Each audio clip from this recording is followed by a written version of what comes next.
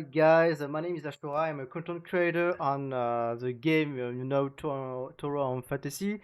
Before the video start, I want to quickly apologize to my audience because usually I do my videos in French, and but for this video only, I think doing it in English is suitable because I want to like that a lot of how I can say that I want to apologize if my English is bad. I'm not used to talk in English, even though I understand or write it friendly, but I'm not used to talk English, so I apologize for that. But if I want to do this video in English, is that because I want to impact more people because I think this video is going to be very important because I'm going to do a video reaction to a friend of mine sent and recommended me to react, which is worst Gacha Ever to a fantasy by Stix, which is Stix very known in the Gacha community, especially for Tom Fantasy and Stix. It's kind of a hate relationship, I would say, but yeah, I wanted to do a reaction video to this video, so let's dive right in. Hey mom, can I have Genshin Impact for Christmas? Honey, we have Genshin Impact at home. Tower of Fantasy is the best worst gacha game that I've ever played. It is a beautiful game with decent combat and enormous fun world to explore, but it is also simultaneously the most disconnected, convoluted mess of a game that the devs actively try and entice you into skipping. Like every time a major patch comes out, 2.0, 3.0, 4.0, they let you skip the entirety of the previous patch. They do not want you to know the story, they do not want you to enjoy what they spent long hours creating. So, so I want to start with this point where Stix says that every time a new update comes, a big update, like he said, he says that the devs want you to skip the story, which is not true. You can skip the story, which is true, but you're not. It's not. I would say. It's not. You don't have to, but yeah, I would say that you can fully watch and enjoy the story, but if you want like to catch up to events or you do want to do all that story stuff, you can skip it, but you don't have to. So his first point is false. You can still enjoy the story now. You can skip it if you want, but you don't have to. They do not take pride in what they've made, and it shows. Hey, my name is Stix and welcome back to the worst gacha ever, a video series where I discuss a gacha and tell you guys what I thought in explicit detail as we attempt to find the worst gacha ever. If this is your first time here, consider subscribing to the channel, hitting that little bell notification, that way you remain up to date with every single thing that I post, and I post every Sunday. Do not miss out. Now pull out your Dorito bag, grab a vanilla Coke, and let's get talking. Tower of Fantasy is an open world MMORPG gacha. Two types of games that go together about as well as a wet sandwich. MMOs are all about community, working together with other people to achieve a common goal, overcoming powerful world bosses, running dungeons, and gearing up so you can be competitive, guilds, guild wars. Gacha games are all about maximizing how much you can spend to attain the most powerful characters, dominating content on your own. So what do you get when you combine the two together? Tower of Fantasy, a game where players spend money so they don't have to engage in any of the MMO content, where you hope to God you get someone that spent a ton of money in your team when running group content so they can solo everything, freeing you up to do literally anything else. You get a game that reinforces spending money to obtain the current flavor of the month hero, acquiring duplicates of them so they can increase their overall output. This is something that you'll never be able to achieve without spending money or skipping every single banner character leading up to whoever you're anticipating. Well, it kind has a point. Like, yeah, usually when you struggle to clear a content, you're looking for players that are better than you, and it's true. But I would say isn't like uh, true for like every kind of games that has some co-op or MMO aspect, because like for example, if we take Genshin, like it talks at the start, when you struggle to, I don't know, to clear a dungeon, or you have difficulties to fight a boss, where you're gonna look for a friend or players that can help, that is that have better gears than you, better build characters than you. And I don't know why this is a problem with Tower Fantasy, because it's kind of the same with, like, I don't know, every MMO game, every game that has some kind of co-ax aspect. And he also says that you will not achieve that kind of, like, you know, you are not going to be as good as a player without spending money. It's kind of true, but if you, like, I don't know, the game doesn't the you don't need to spend money to enjoy a game, because I don't know, I play some other gacha, and I don't need to spend any money to enjoy the game. You can still play Tower Fantasy as a free to player, and you can still enjoy the game. And like I said earlier, if you have trouble to clear content, just hit your guilds or player in the chat to help you with the content, and there's nothing wrong with it. Like, I don't know, it's being carried in the video games. There's nothing wrong with it. And I would say this is a kind of, it's a positive point. Like, it's a positive point to talk to the player, to ask for help. And I think yeah, it's very positive. There's nothing negative about it.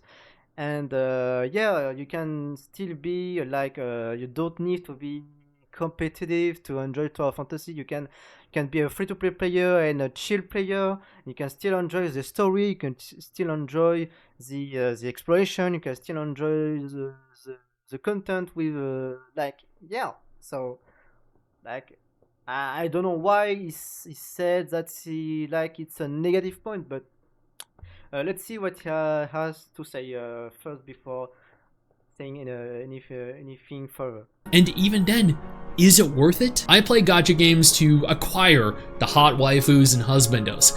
I don't play gacha games for the meta. Therefore, it doesn't matter to me if in, say, Nikkei or Girls Frontline 2, I don't have upgraded units. They don't matter because the game is single player.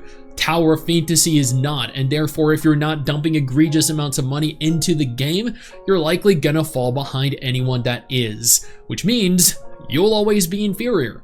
That This when he talks about meta, something pops in my mind.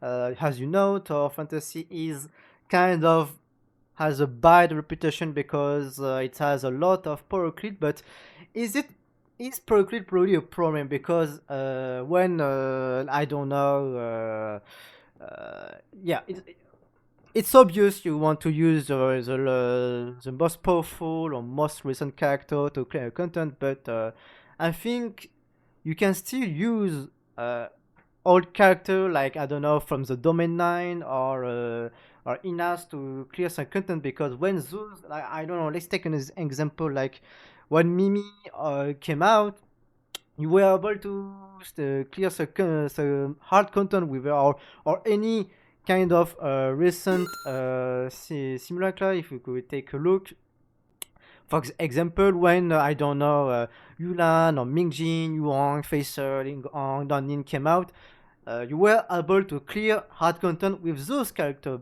and I think those characters are still usable to this day, because the game doesn't force you to play the recent character. You can because, as I said, when I recommend a player how to play, I firstly tell them to play the character they enjoy, they want. For example, as for myself, my favorite character in the game is Samir, and even though she is not as powerful as a recent character, I still use her to this day because I like I like her character, I like her weapon.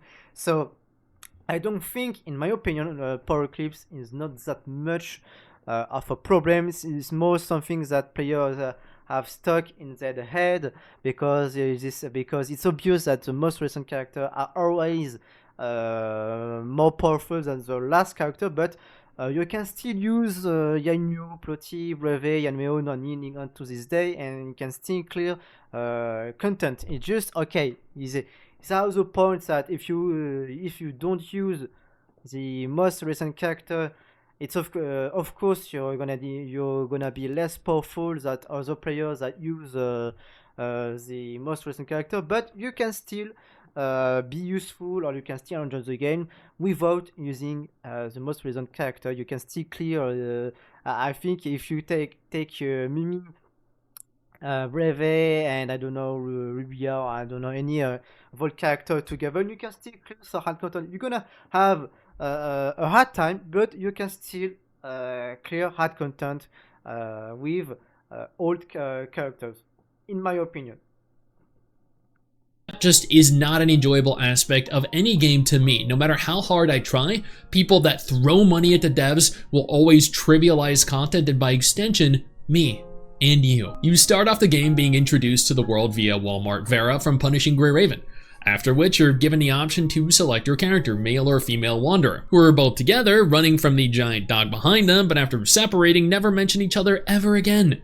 It's like they thought, let's introduce the two main protagonists like Genshin Impact did, and instead of setting up a world where the sibling you choose is searching for the other half, providing a purpose to them, we just forget about it.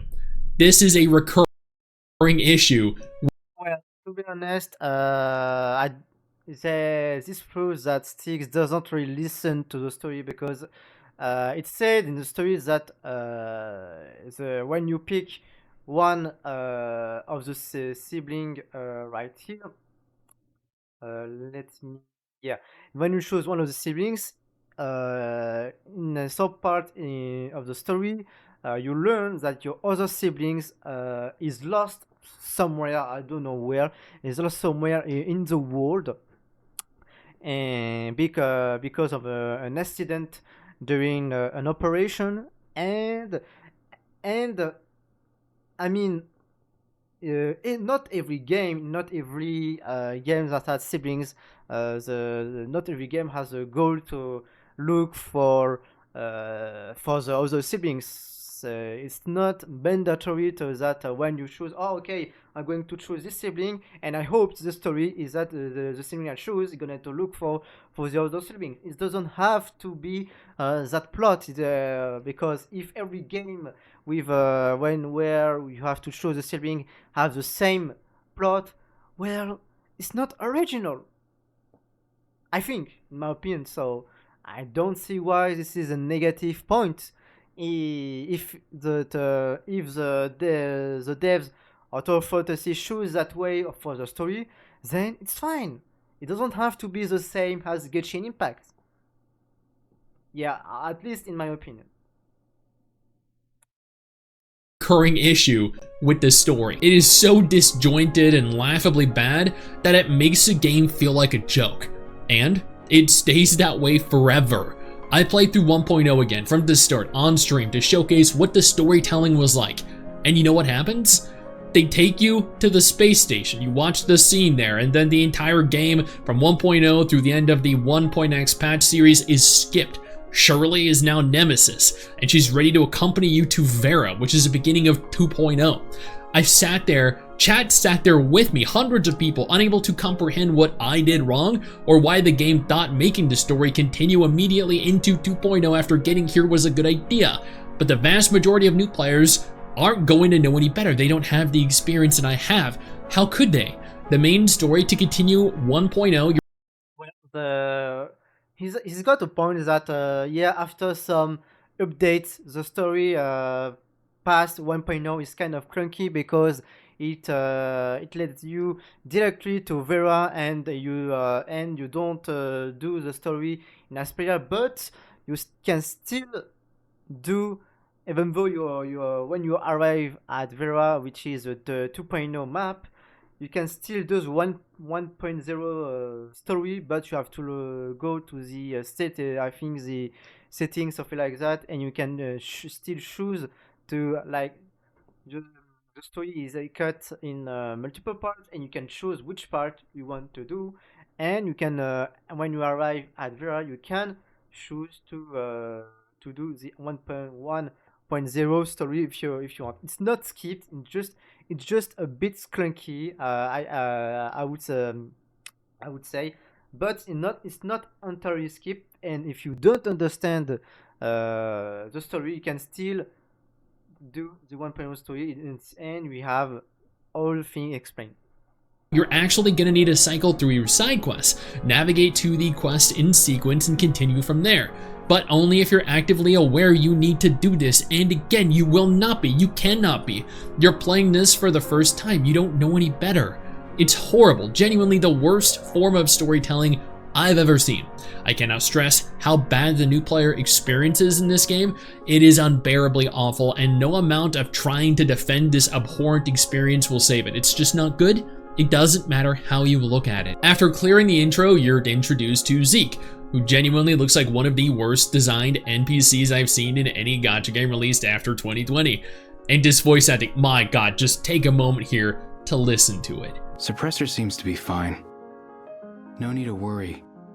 Did they have a vocal director, or did they bring a bunch of random people into a room and say, hey Bob, yeah, go ahead and go read these lines, while holding microphones to their mouths? In their defense, after 3.0 the voice acting does pick up. They begin using more Hoyo voice actors, and the difference in quality is night and day.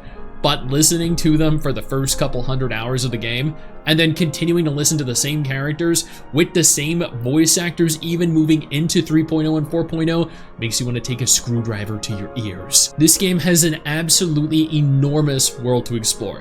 While the 1.0 and 2.0 regions are pretty basic, here's a forest with mountains, here's a desert with mountains. In 3.0 and 4.0, things really pick up and get a lot better.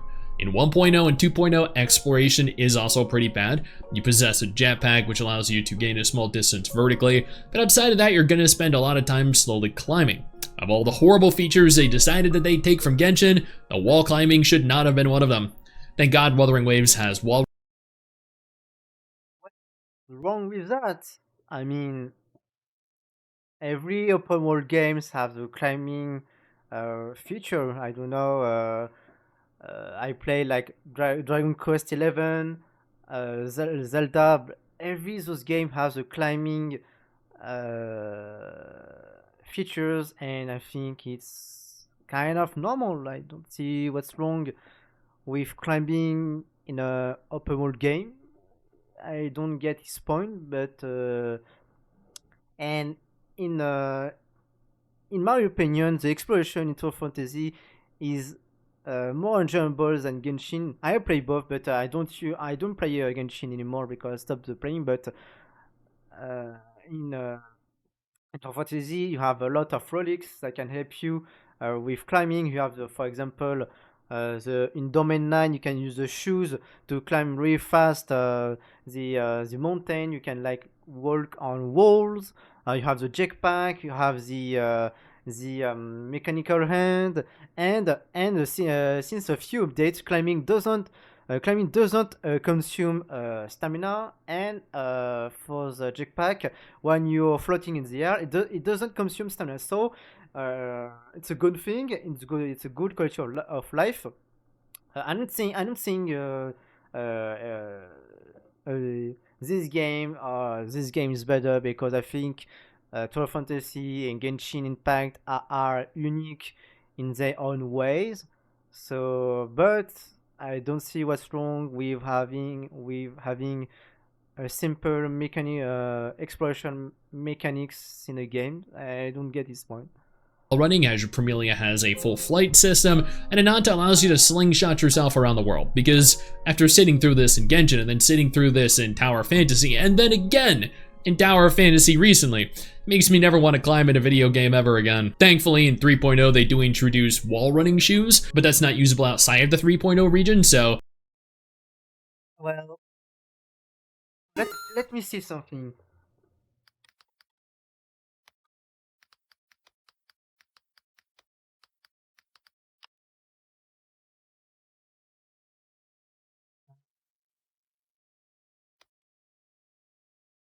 You're going to tell me as I said before, I play both game, and you are going to tell me that it doesn't want to climb in any other game, when, for example, in Genshin Impact in Liyue, climbing this area in particular is a pain in the ass to do because of all the climbing you have to do to I don't know, for example, to reach this area, to reach this puzzle, etc. So I think it's kind of hypocrite to say that it doesn't want to climb in any video games when in Genshin you still have some mountains or walls to climb. My reaction is that, sorry, what? What about this area where you have to climb all the way up and I remember my experience with this area in Liyue was literally tiring because you have to climb and then you have to stop to let your stamina recharge again. It took so much time. It was for me, from my experience, it was insane. So I don't know what's wrong with Tower Fantasy when climbing, and you don't really have to climb because, as I said, you have relics that can help you with exploration, the jetpack, the grappling, and etc. So I don't really know what's wrong with that, but let's keep going. Not really worthwhile and kind of sucks as a feature, especially because it made exploration so much easier. Back when Tower of Fantasy launched, it was heavily time gated. I'm sure the vast majority of you recall running around the world seeing orbs and chests that said, "Come back in 73 hours." Well, that's no longer the case anymore. Chests, orbs, treasures in general are no longer time gated, meaning He has a good point there. He has a good point there that, in my opinion, what made 1246 really bad at the start was the time getting with the exploration. I think this was the dumbest idea. I don't know who in their mind in the dev team thought that putting time gated in an exploration in an open world game was a good idea. When I explore in a game, I want to explore all of it. I want to open every chest. I want to complete every puzzle. I don't want to wait for, like, I don't know, 40 hours to open a chest. I think the time getting was one of the main reasons to Fantasy fell during its launch.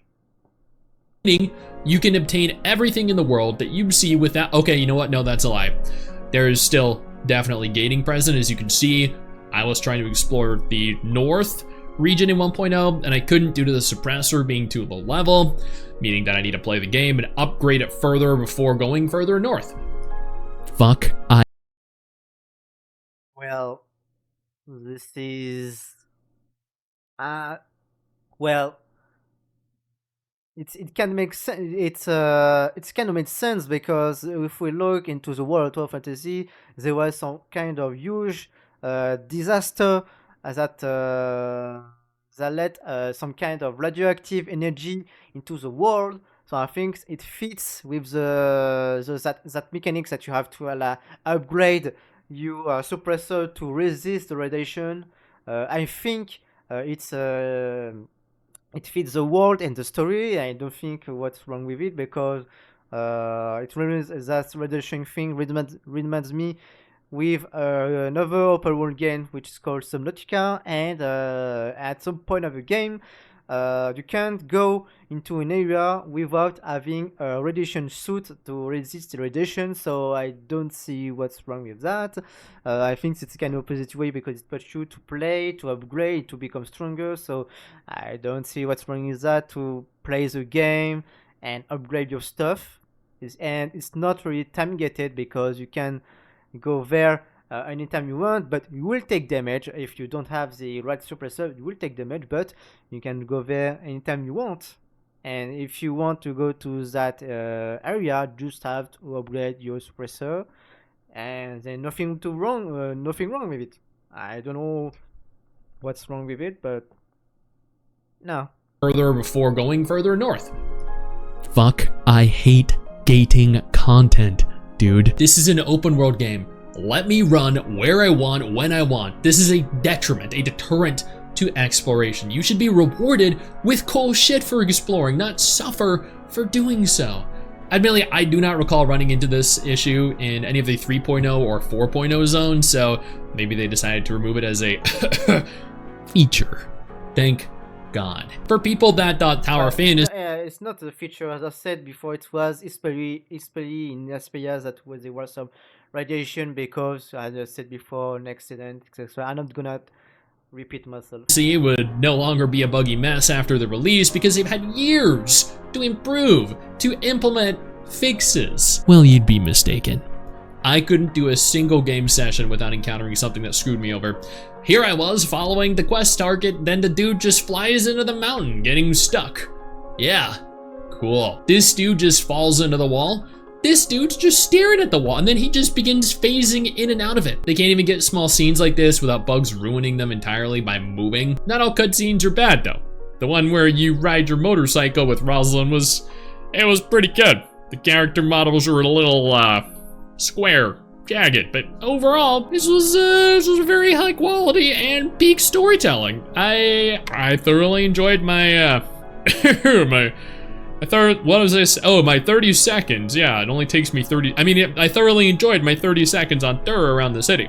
I don't recall a single thing she said, but I definitely enjoyed the view for that 30 seconds. I needed to stay on the vehicle for a few minutes after because I couldn't get up. While exploring the world, you'll engage in a lot of combat. You cannot avoid it, no matter how hard you try. Combat is pretty basic, but surprisingly deeper and more complex than their upcoming gacha game Neverness to Everness. Every character, every weapon, really, has their own basic attack, heavy attack, and ultimate ability. In NTE, characters had no heavy attack, which was really limiting, and I genuinely hope that they fixed that. Characters introduced in 1.0, in 2.0, and heck, even the 3.0 patches all feel heavily outdated when compared to the 4.0 characters. Over time, the game has continued to improve not only character models, but also attack animations and abilities. Unfortunately, for the majority of the first few months, you are going to get mostly old characters because they're the most common in the standard pool. You equip 3 different weapons, each weapon fulfilling one of several different class archetypes: tank, DPS, support. Although newer tank heroes actually out DPS old DPS heroes and out survive old support heroes, making them ridiculously OP. Which brings us to Tower of Fantasy's major flaw: the power creep. It is absolutely horrendous. You can search any public forum, any social media platform, Discord. They might glaze the fuck out of this game, but the majority of them understand power creep is present. They just refuse to complain to a point where the devs do anything about it. Weapons have their own individual combat power. Well, I speak about it before, but power creeps in gacha games is kind of a mandatory thing because for example, I play another games which is called Dragon Ball Z Dokkan Battle, and in this game, you have some power clips, some old characters that like 6-8 months old are outdated because there are some better unit to use, but somehow nobody is complaining about it. So why everyone is complaining about it in Tower Fantasy when it's kind of a normal thing, when a more recent weapon is obviously better than the previous weapon? And I would say, like I said before, power kit does not mean that weapon remain useless for the entire time.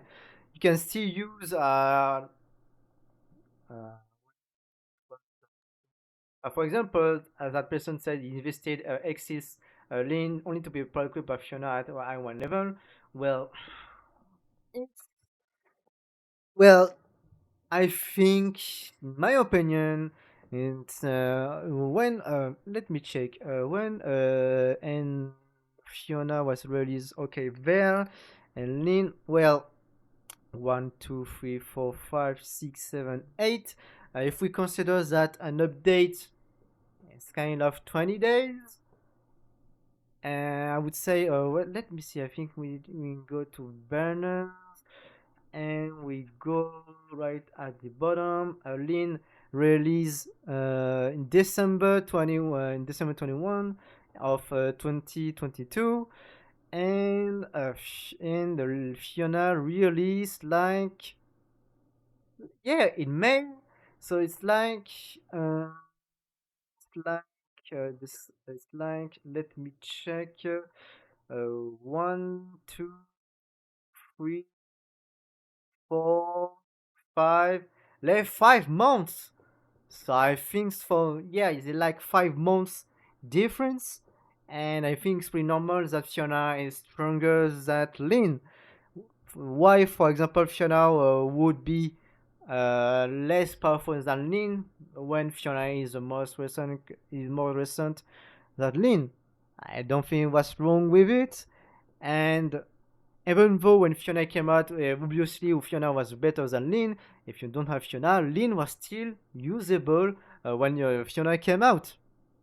So I don't know what's wrong with it. So I don't know. It's obvious when a character comes out is better than the previous character. And as I said before, the game doesn't force you to play the most recent character. You can still use some old characters. They can still be usable to this day. They won't be as efficient as the most recent character, but you can still use them. I think for example, to this day, Yuang or Mimi can still be usable.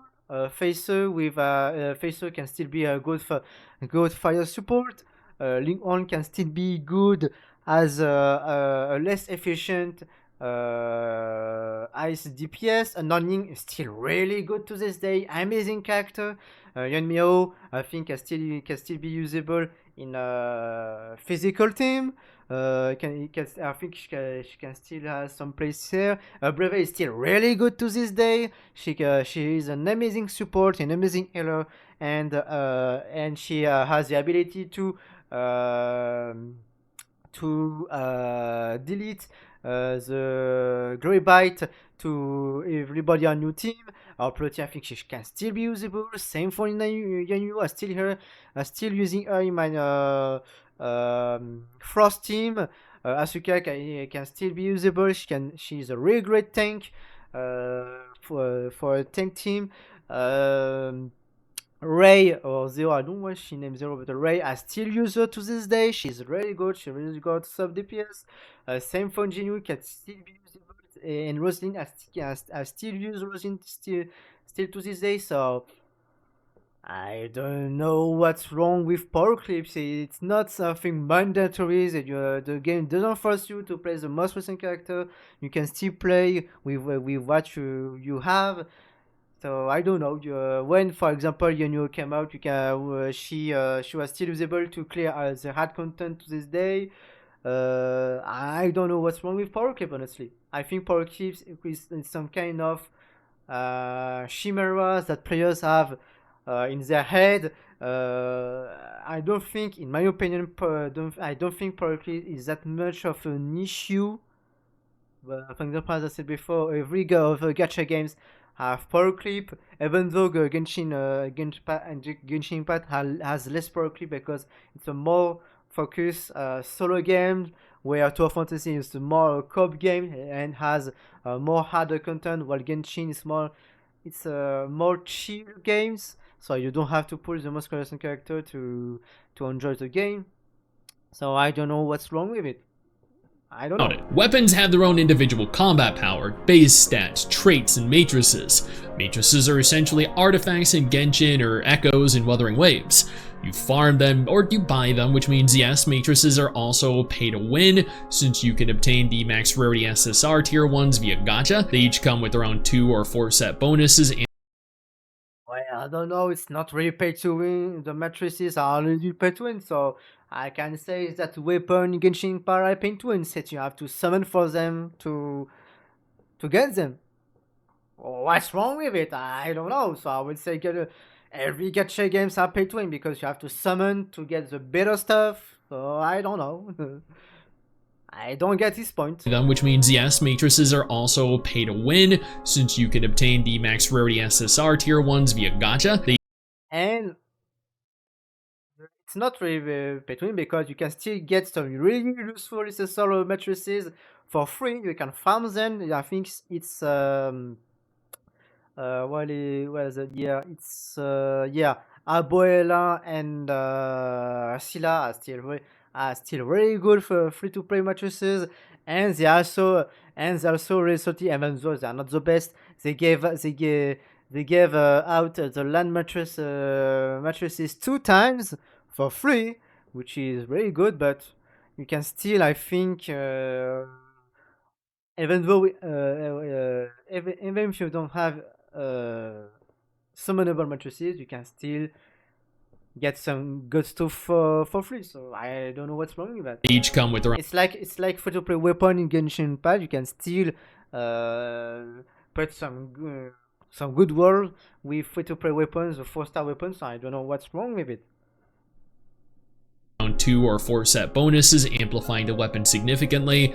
Again, a major reason this game fails as an MMO, there are just so many ways that you can pay to gain an advantage, it's silly. You can level weapons utilizing materials you either farm, earn, or buy. You advance them via dupes, meaning the more you pay, the more powerful they are.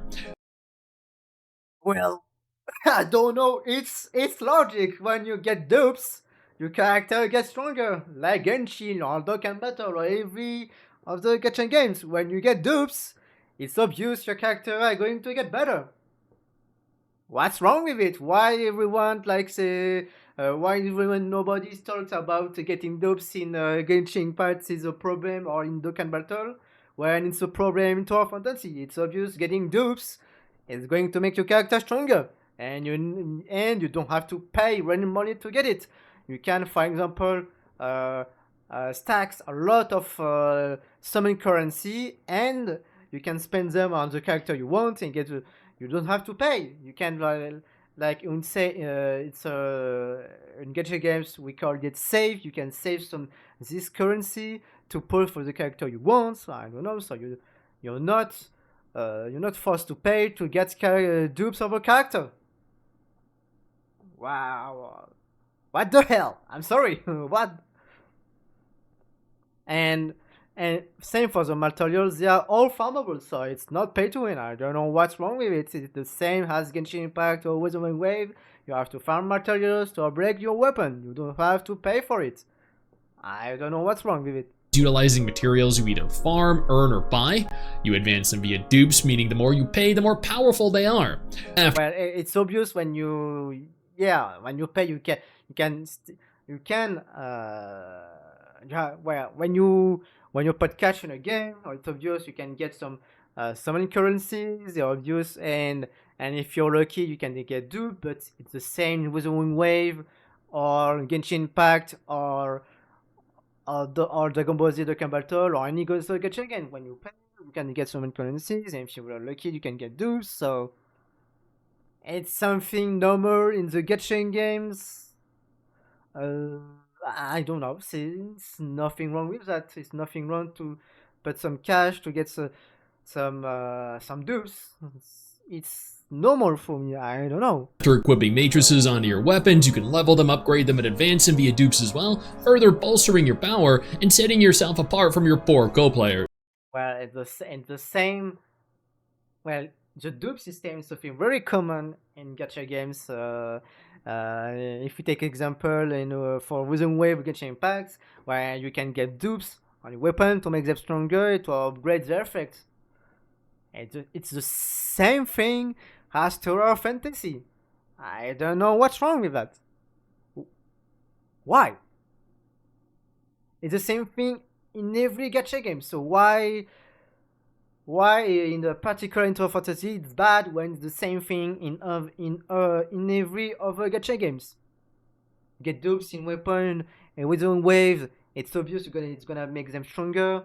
Get dupes in the Genshin Impact. It's obvious it's gonna make your weapon stronger. So what's wrong with it? So why in Tower Fantasy in particular it's bad? Tell me.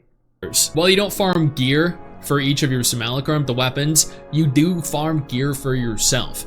This gear can be leveled, it can also be enhanced. Enhancing gear allows you to essentially limit break it through to higher levels, unlocking additional bonuses as you continue to do so. I think the best part of Tower of Fantasy's gearing system is that once your gear is leveled, even if you acquire a better piece, you're not forced to re-level it. Rather, your levels are automatically transferred over to the new piece of gear seamlessly, eliminating any need to level up from scratch. This is a type of progression that I wish other games, especially MMOs, had. I hated getting new gear, upgrading it, and then just trashing it for new gear. I'd feel much more reward, much more satisfaction if I'm able to retain my investment into it. Your suppressor is another type of character progression. Increasing levels boosts your base stats, and if you recall earlier, allowing for you to progress to areas that you weren't capable of visiting otherwise. So it's imperative you level this as soon as you can. Unlike games like Wuthering Waves or Genshin Impact, Tower of Fantasy has a functional vehicle system. This makes exploration so much easier, but the climbing is still horseshit. Your vehicles are upgradable, they're maintainable, but get stuck on. It's the same. The climbing is still the same thing in every game has had it. Climbing is not. Well, climbing in Genshin is dog shit. Climbing in Wizard Ring is dog shit. Well, climbing in Zelda is dog shit. Climbing in Dragon Quest 11 is dog shit. Why is it climbing bad in Tower Fantasy when it's bad, kind of bad in every other game that has it? Why? Tell me. Every little bump on the road, making pathing a nightmare. I'm serious, you clip on everything. It's infuriating. But it is a very cool feature that more games need to implement, and I'm glad Azure Parmelia is. There are a lot of things to do in games, so much so. Well, it shows that part of the vehicle that where it goes obviously in the trees, but I use this vehicle every day. I don't have any problem with it. If you're not dumb or not blind, you won't have any of those kind of problems. I don't run into trees. I don't run into walls. So, like I say, if you're not dumb and blind, you won't have any problem. Everything. It's infuriating, but it is a very cool feature that more games need to implement, and I'm glad Azure Parmelia is. There are a lot of things to do in games, so much so that you'll probably never run out of things to do. They push out very frequent updates and transition between major versions once or twice a year. Every major patch introduces a plethora of new features while eliminating others. You can fight world bosses, but can do them on your own without difficulty. Participate in numerous types of casual content in the form of minigames like mahjong, fishing, beach volleyball. And that's where the game gets good. Engage in more difficult content, solo, in the form of the Ruins and Bygone Phantasm group content for dungeons, raids, and other game modes, where you deal negligible damage and wait for the whales to complete it for you. Or PvP, which is absolute trash as it always has been, and always is in gacha games. You'll log in each day to run your daily quests, complete whatever event is going on, probably run around collecting balls. My god, the ball collection. I have severe PTSD from this game. Whenever I start a new gacha, it's not wrong that collecting energy in the Domain Night is a pain in the ass. It's an absolute pain. I hate it too. it involves There's so much energy, which is it's unbearable. I agree with him that collecting energy in this game is horrifying. Absolutely. placing my hands around any type of round object, I immediately tense up and cringe. Why the devs thought collecting balls in every single patch after 3.0 was a good idea leads me to question their sanity or their competency. And then I recall what happened with crossplay, and I recall just how incompetent the Tower of Fantasy devs truly are. Yes, this game has plagiarized other games. Yes. Oh, come on, dude. We're not going... Okay. This is a part going to be fun. Okay, in the early days of Tower Fantasy, I think the only case of plagiarism was like there was some kind of currency for an event that was that you used for another game, but Other than that, there was not any other case of plagiarism. Like, come on, dude. Just because a girl just has some kind of yellow clothes does not mean it's plagiarism. Because if we go his logic, then Battlefield is a copy of Call of Duty because you have guns, you shoot at people. It's an FPS, or you can say Fortnite. It's a copy of Player No Battleground because it's a battle royale. You have full person, you use guns, you explore a map, you can get it's easily exaggerated for me that plagiarism because until now I never heard any case of plagiarism in Tower Fantasy except for the really early days of Tower Fantasy. But until now, I never heard of I never heard anything related to plagiarism or anything because this case here is extremely exaggerated because I don't know if a games has a child in it, so every other games that has a child in it is plagiarism. Doesn't make any sense. I don't know. They stole other creators' work and attempted to pass it off as their own, but their biggest fumble was in the form of their PlayStation launch. When Tower of Fantasy launched onto console, they did so with an entirely clean slate, which sounds good. But what that means is that there is no crossplay functionality present. So to talk about it, it's not because the dev are not competent to do it. It's because PlayStation and Tencent were not on an agreement to do it. So that's why they were not crossplay. But with the recent news of the change of publisher, there are chance. I said chance that after they change the publisher, PlayStation we have crossplay, and we will be able to us PC and mobile player we will be able to play with the PlayStation players. I really hope they will be crossplay, but as I said before, it's not because the devs were not competent enough to implement it. It's because they were not an agreement between Tencent and PlayStation.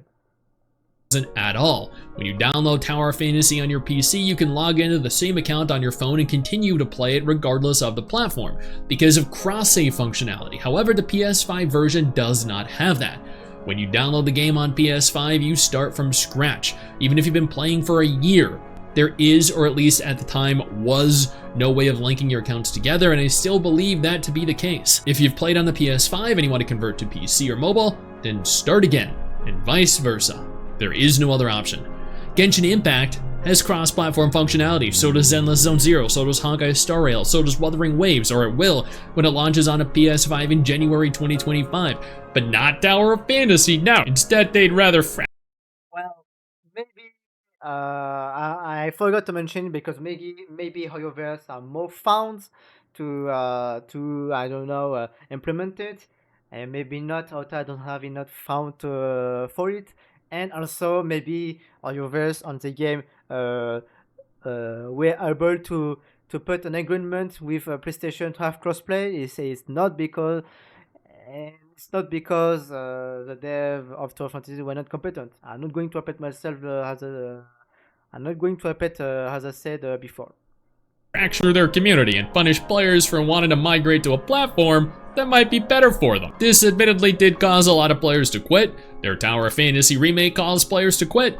Bad choices, bad decisions have led to a mass exodus of players ever since it released. Where other games, Love and Deep Space, Nikke, Wuthering Waves, Zenless, Genshin, Star Rail, and even more recently Girls Frontline 2 repeatedly make it into the top 10 on app stores for new character releases, Tower of Fantasy doesn't even break top 100. Which might also be partly due to the story.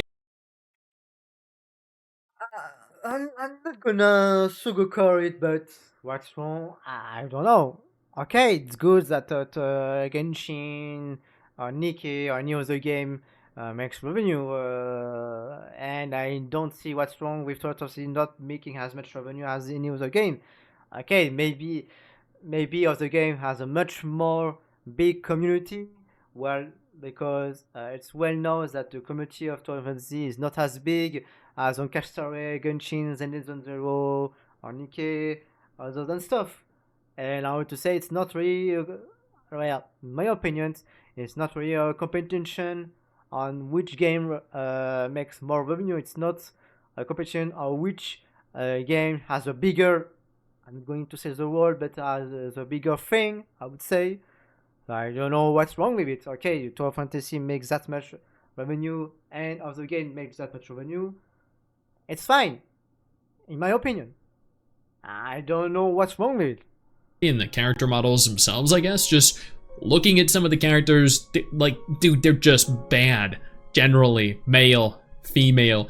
The devs are trying, but they look plastic, they look undetailed, emotionless. People call this the Walmart Genshin because somehow it looks worse than Genshin. And don't even get me started. I don't think that's not true, because you can still customize your character, and don't think NC is mentioned. But if we take the screen, of course it's how do I say it? Because it's like in a presentation, it's like you're presenting something. But if we look into the character in the story or every cutscene, it has emotion. But in something, some kind like this, in some kind of presentation thingy to show the skin or something like that, it's okay. It doesn't need to, I don't know. It doesn't need to have emotion. It's okay. I don't see what's wrong with it, because it only used to show the skin. That's all. People call this the Walmart Genshin because somehow it looks worse than Genshin. And don't even get me started on the story. My god, I swear they hired someone with absolutely no experience whatsoever to write 1.0, and then they fired him after he completed 1.0, brought on someone new for 2.0, fired them after 2.0 was completed, and then brought on someone new for 3.0, 4.0, and then just continues to repeat this without allowing them to share ideas or even experience past content. That is legitimately how disoriented you feel when playing this game. Now, let's talk gacha, since that is one of the most important aspects of every gacha game. There are standard and limited banners present. Standard and limited banners do not share the same currency for pulls, but you can pull on standard banners with two types of currency, one free, earnable in-game, and one premium, as denoted by the gold and purple balls. Limited banners utilize the red orbs, which you can earn through events or via purchasing. You're guaranteed an SR unit every 10 pulls and a guaranteed SSR unit every 80 pulls. However, there is no traditional 50-50 present, where if you fail your first 50-50, you're guaranteed the limited character on your next 50-50. You could do 500 pulls in a row and never obtain the limited banner character. This is a lie. This is an absolute lie. In Total Fantasy, if you fail your 50-50 two times in a row, on the next SSR, on the next PT, you're guaranteed to get the feature character. This is a lie. You're guaranteed to get the feature character every, I think, yeah, every 3,000-ish pool. So this is a lie. But it's only if you unlucky. You can get lucky and lose 50-50 and win the next 50-50. But there's some kind of compensation, because we have the shop in Total Fantasy, and for 120 tokens, you can buy the featured weapon. You can see, you can check my videos. I do it always happened to me. I'm kind of unlucky in Total Fantasy, but it's a lie. You're guaranteed to have the character the future character after losing the 50-50 twice in a row. And you can buy with 120 tokens the featured weapon. But there is a pity present. After doing 120 pulls, you'll be able to purchase a limited banner character outright via the store, similarly to Nikkei.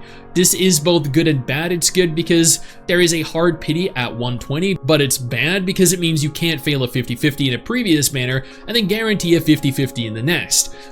This is also a lie. the pity in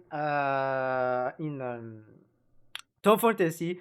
If you I don't know if you didn't I don't know if you didn't if you want to keep your pity for a character you want, you can keep it for the next banner or the next character you want.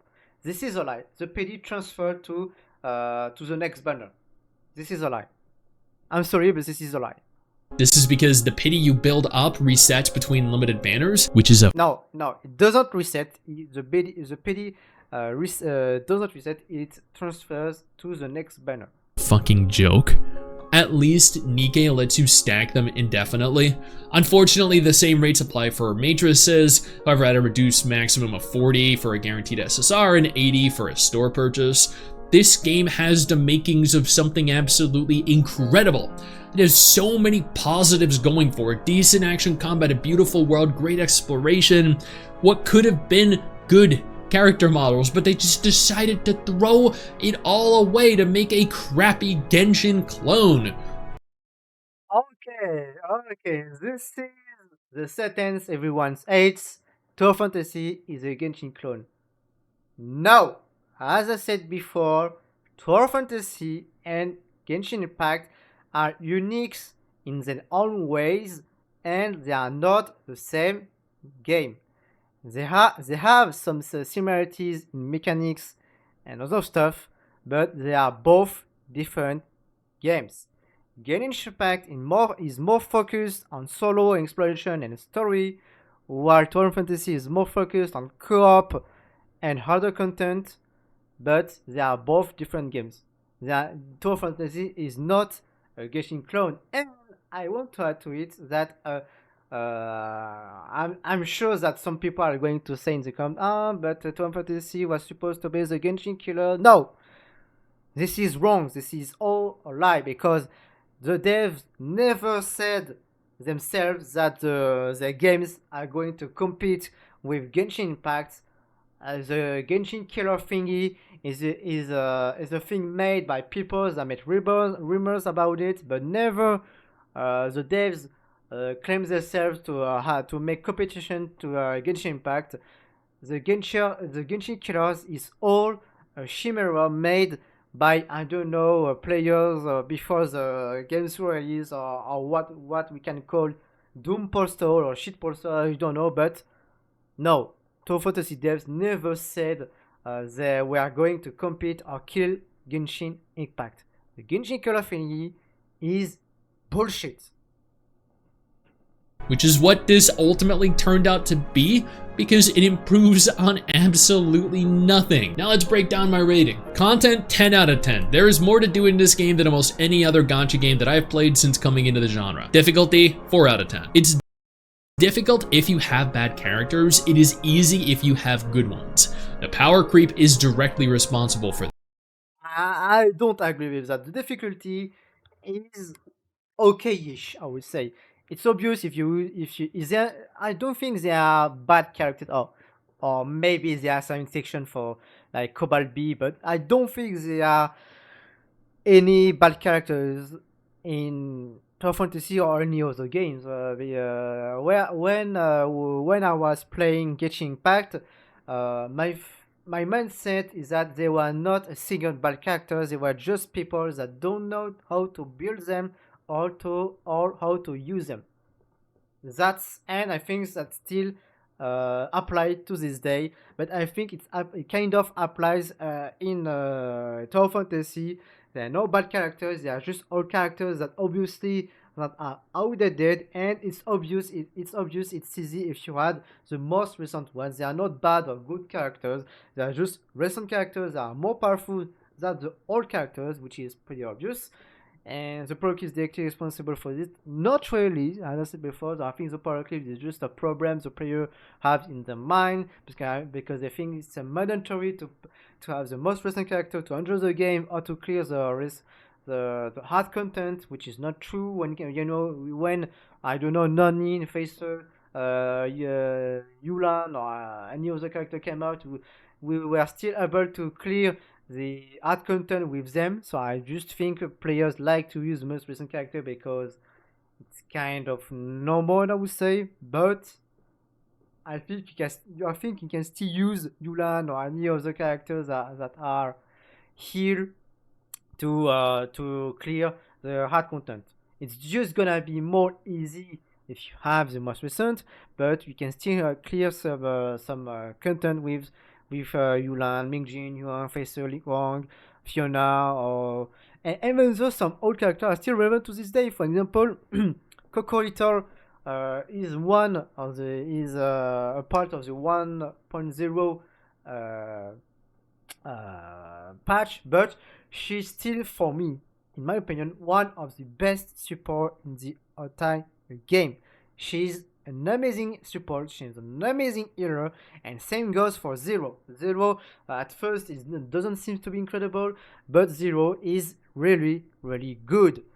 And for example, if there are some other characters are still good, Icarus can still be used in some raids because there are some kind of strategy with Icarus when you cut the HP of a boss by a certain percentage. Fiona, even though she's old, I think she's still really good to this day. She is such an amazing character. You can use her. You can still use her in any teams, and you can adapt your gameplay depending on the skill you choose. Liu and Feister are still an amazing combo for a starter fire team. Mingjin can still be usable with its execute. The same for Fiona, and Gnuno can still be usable in a tank team, etc. So I don't I don't think power creeps is that much of a problem. As I said before, it's more of a problem or chimera the player have in their head because they think it's a mandatory to have the most recent character to enjoy the game, which is wrong with me. You can still use some old character, you can still enjoy the game, and as I said in the start of the video, if you have trouble to clear some content, you can still ask for helps for in the chat or to other player or in your guild. So I don't see why power creep is a problem. I think power creep is something that should be not existent in the game. This free-to-play friendliness, 3 out of 10. The gacha is absolutely terrible. As I said before, everything said about the gacha is a lie, and I think in terms of free-to-play friendliness, I think it's about like 7, 8 out of 10. So I'm not going to add anything more to it. Pity resets for limited banners. There's this is a lie again. no guaranteed 50-50. It is disgusting how greedy these devs are. Gameplay 3 out of 10. Whenever I hold polls asking where Tower of Fantasy would fall in terms of action gacha games, it is always the bottom. You can't base your opinion on a poll because because it's only a part of players. Because if you make a poll and ask every other player, the results are going to be way different. Some people are going to like it, or some people are not going to like it. The opinions can differ to one of another. So I think, to my opinion, because I think the gameplay is great. It's really nervous, really fast, but you can ask any other one. Maybe this person isn't going to like it, but you can't base your final opinion on a small poll you ask to your community. So I don't think it's relevant. It's kind of, yeah, no, I don't think it's right. Legitimately the bare bottom, the final least rated, worst rated action gacha game. But I personally don't think it's that bad. It's nowhere near any of the other action gacha, Wuba, Zenless, Honkai Impact, Punishing Gray Raven, even Ether Gazer, but it isn't bad. Graphics, 5 out of 10. Characters look bad, but the world looks good. The animation, I think graphics, yeah, I think same for me. It's like 5, 6, or maybe 7. The character looks okay, even though the recent character are not really to my liking. The world looks good. Animation are bad, I don't think so, because the animation are quite pretty good in my opinion, but it's my opinion. As I said before, the opinion differs to one another. So I think it depends on the opinion on the person you ask. Were bad, but the skill effects were good. So 5 out of 10 seems about right. Sound 6 out of 10. Honestly, it was pretty decent, nothing memorable, but there I think the say, yeah, 6 out of 10. I think it's okay. were some areas that did hold my attention. Story 0 out of 10. Most people have no idea there's even a story present, especially when you can skip it all and go I think the story for me is going to be like, if I have to rate the Aspire story, I think it's going, yeah, 1, 2 out of 10 because it's very clunky. But if I have to judge based on the recent story, I think it's going to be like, yeah, 5, 6 out of 10. But you can't say 0 because it's kind of clunky. But as I said before, you can still catch up to the 1 point the story by choosing which part of the story we want to play. I don't think it's relevant. straight to current content. Voice acting 0 out of 10. The worst of any major gacha I have heard. Yeah, I think voice acting is going to be a little bit tough because I think they have some problems with voice acting. So, but I think I'm going to rate it like 4 out of 10. It's okay-ish, but not good either. Absolutely horrible. World 7 out of 10. The world is beautiful. It is filled with things to see. It is filled with things to do. Honestly, Domain 9 is one of my favorite regions of any gacha game that I've played. Fun, 1 out of 10. I did not enjoy this game. Exploring, yeah. Everything else, no. And as I said, it's his opinion. He can think, he can enjoy, but say opinion can differ watch another. But in my opinion, in my case, I think I will rate it like 6, 7 out of 10. Overall, I'd give this 39 Genshin clones out of 100 angry TOF White Knights, or 3.9 out of 10. Not really on White Knights because I think it's obvious. Well, it's a bit toxic, but when you I don't know give your opinion or attack very like aggressively, like here any other game, because any other game, it's obvious like there will be some people that are going to defend it because they like the game and they don't like that you speak that way of the game, which is, in my opinion, normal. But calling Genshin Close, as I said before, both games are different. They are unique in their own ways. They have some similarities in some features, but they are not the same.